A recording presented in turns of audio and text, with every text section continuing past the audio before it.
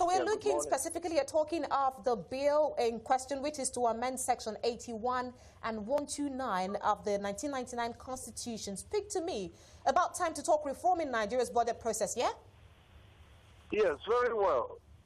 The National Assembly, in its wisdom, decided to make sure that we return to the normal fiscal year as enshrined in the Constitution and the Fiscal Year Act, which is from the 1st of January to the 31st of December each year.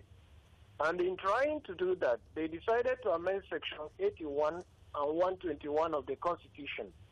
And these are the sections of the Constitution which gives the President and the governors the liberty to present the budget for the new year at any time in the outgoing year, which means they could present it on 31st of December, leaving little or no time to the legislature to do the vetting and approval. So they now fix a time frame to say that the president or the governor should bring the budget to the legislature not later than 3 months to the end of the year. And they did not stop at that. They also gave a time frame to say that the legislature must conclude the approval process before the end of the year, so that the executive, either the president or the governor, will have the approved budget from the legislature on his table for his signature before the end of the year, so that by January 1, or latest in middle of January, the budget will be ready, so that there will be no excuse of carrying over the budget to the other year. You start budget implementation in January, and then it ends in December. For reasons best known to the president, he refused to assent to the bill. I was just going to ask you that now, Eze. I was going to say, for each of the bill that the president failed to assent to last year, between last year and now, he gave specific reasons. Are you aware of any reason whatsoever that might have prompted him to refuse to grant approval to this bill? Yeah, that's what I'm coming to. He cited Section 58.4 of the 1999 Constitution, and that section merely stated that once the bill has been transmitted to the president by the legislature or a governor, he has 30 days to signify that he assents or he withholds his assent. So he says that that amendment infringed on that section. So however you look at it, from a layman's perspective, from a legal perspective, from a constitutional jurisprudential perspective, there was nothing in the bill sent to him which said that they have cut short the 30 days time frame which the president or governor has to signify assent or decline assent to the bill. What they are saying specifically is that the bill must be with him for assent or decline of assent before the end of the year. So he was misadvised. And before he was even advised, or when some of us heard that much later last year, we wrote to his Minister of Budget and Planning, who is a senior advocate of Nigeria, that he shouldn't allow the president to be misadvised. And unfortunately, nothing came out of it, and the president simply gave that as an excuse, showing that he is receiving very poor quality advice. And that questions the caliber of people he has surrounded himself with. As of today now, we're counting about 44 days to May 29. And then we're looking at a 2 weeks break for the members of the parliament for the Easter break.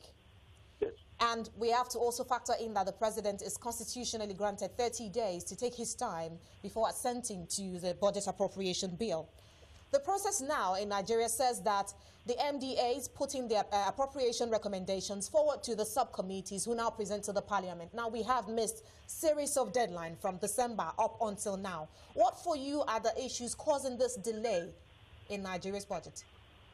Well, of course, you know very well that the legislators and the executive, everybody went for elections.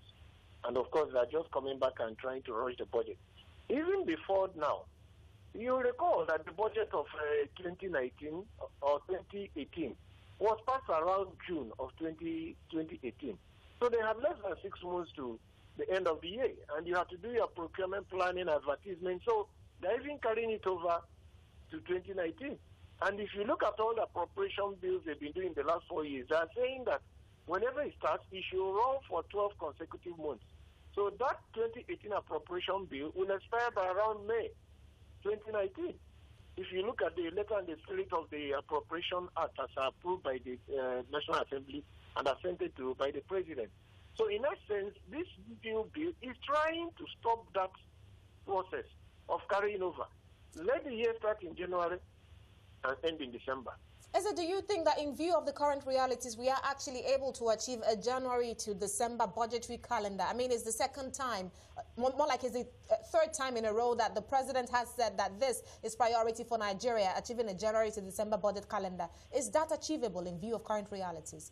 If the president has said he wants that, and the National Assembly now gave him a constitutional provision to achieve that, and he refuses to attend the bill, do you not see that the president and his team are insincere? It is achievable if the president is sincere.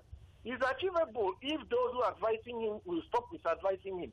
And the president should stop running a say-no campaign, because he has been refusing virtually all the bills sent to him by the parliament, as if to say he's at war with parliament.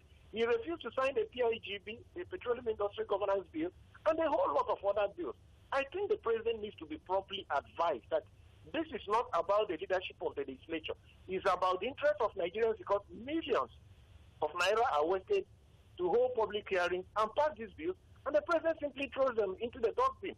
If he had wanted to intervene, he should have sent his ministers to intervene at the time the bill was being debated in parliament, because the ministers are invited to send their own inputs.